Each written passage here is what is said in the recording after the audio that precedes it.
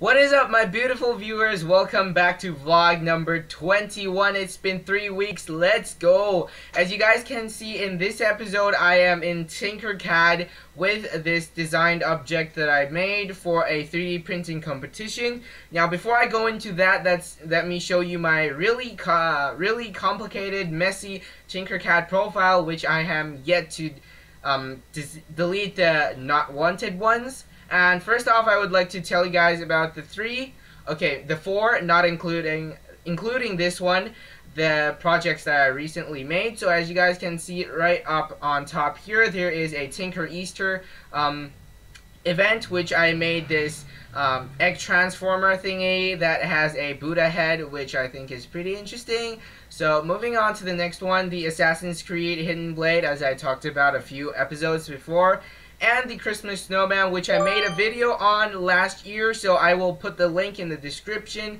the playlist link, so definitely go check that out if you're interested in puzzles or Christmas or interested in my channel. Now let's dive right into the main topic here. As you guys can see, I have the design thing on the workspace already assembled. Well, of course, many of you who use Tinkercad will know the biggest downside of Tinkercad is that it cannot simulate the movement as Fusion 360 or SolidWorks can do. So I will do my best to explain to you how this object works. So first off, the dark blue piece would be on the wrist. And before we continue, let me just talk about the 3D printing competition. It's a competition where you need to use Tinkercad to design something that can help your elders in your family or the disabled do something that is make something easier for them.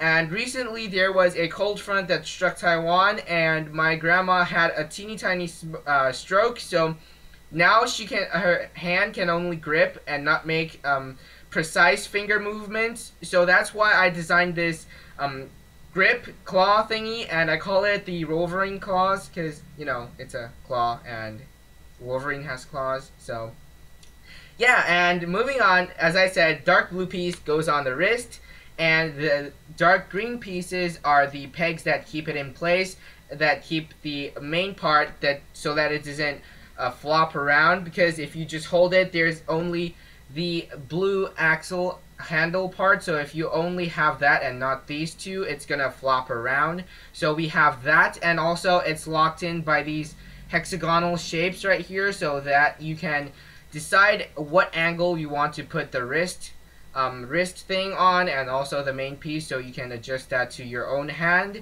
And also the main piece, as you guys can see here, is the gripping area that clips the actual thing that you're trying to get, and these two pegs keeps the pink part inside of these grooves, and there will be a spring on here to keep tension on it, so that if you don't grip, it's gonna go back to this state. And you can change the spring tensity of the spring so that it can be sort of like a rehab tool for old people to train their grip strengths to keep their muscles in shape. So basically we will have a spring here, and when the elder people or the disabled people pull on it, it's gonna contract back, and the clip area will clip the thing that the person is intending to get, and then when they release, it's gonna go back to its original shape, and the thing will drop into their mouth, onto the table, or onto wherever they're trying to get that thing to. So that is basically it for this video. I have the